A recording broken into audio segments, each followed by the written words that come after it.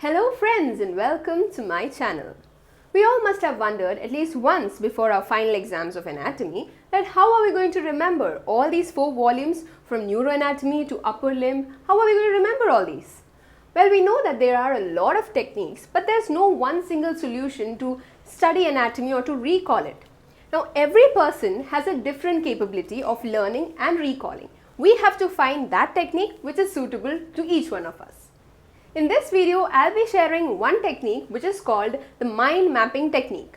Now, we all must have heard about this sometime or the other, but how do we apply this in anatomy? So that's what I'm going to explain with the example of basal ganglia.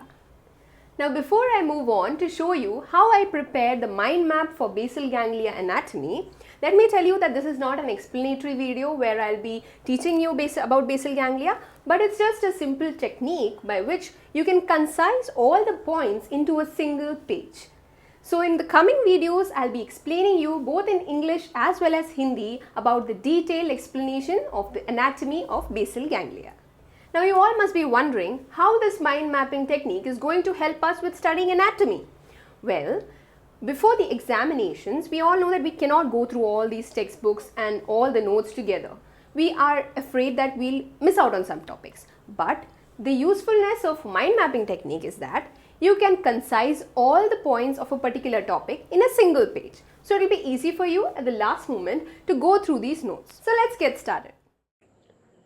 So I'll begin by writing the heading as basal ganglia, and I'll be decorating it a bit by using some colors so that it becomes interesting to revise before the examinations.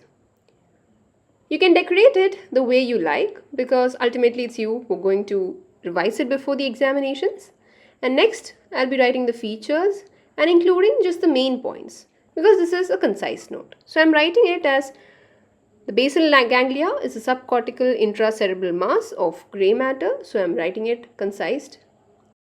It forms important parts of the extrapyramidal system. It includes the corpus striatum, that includes the caudate nucleus and the lentiform nucleus, as well as the amygdaloid body and the claustrum. And then I'll be coloring it. You can find other mind maps with a tree-like branching structure, but I did not want to make this one that complicated, so I decided to customize it a bit. Now I'm going to write about the caudate nucleus, which is a part of the corpus striatum, that is its C-shaped, comma-shaped nucleus surrounding the lateral ventricle. I've written it as LV.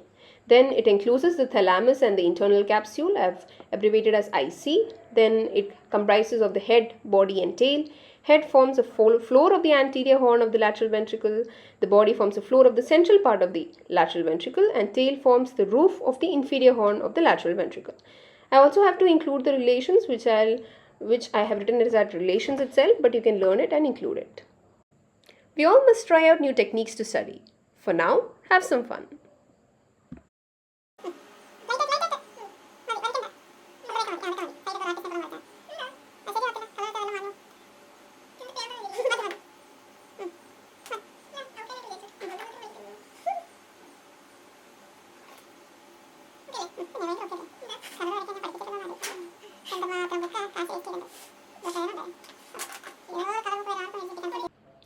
Now I'm going to write the points about the lentiform nucleus, that is its lens-shaped and biconvex.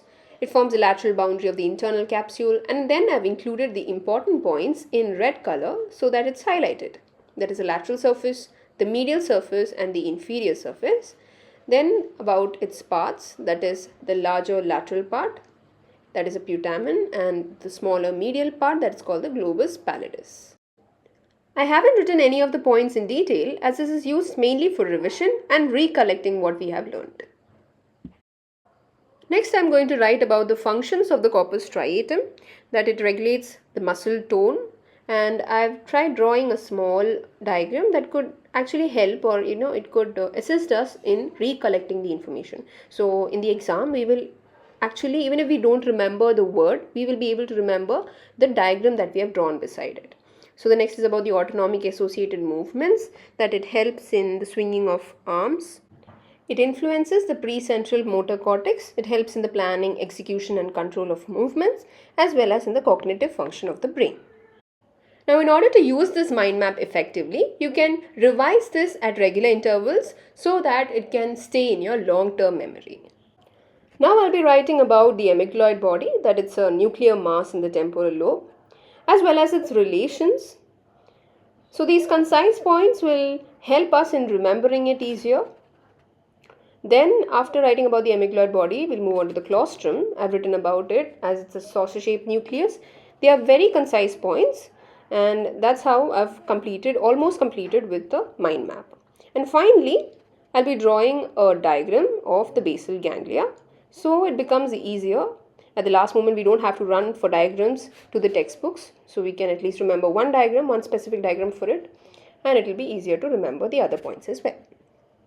So what I wish to tell is you all can try this technique once to find out if this is a perfect way for you to remember the points effectively. And if you find it helpful, please do let me know in the comments of this video below. So now I'm including the clinical anatomy as well, and finally giving it all a color so that it looks attractive and I can use it for effective revision before the exams and in between as well.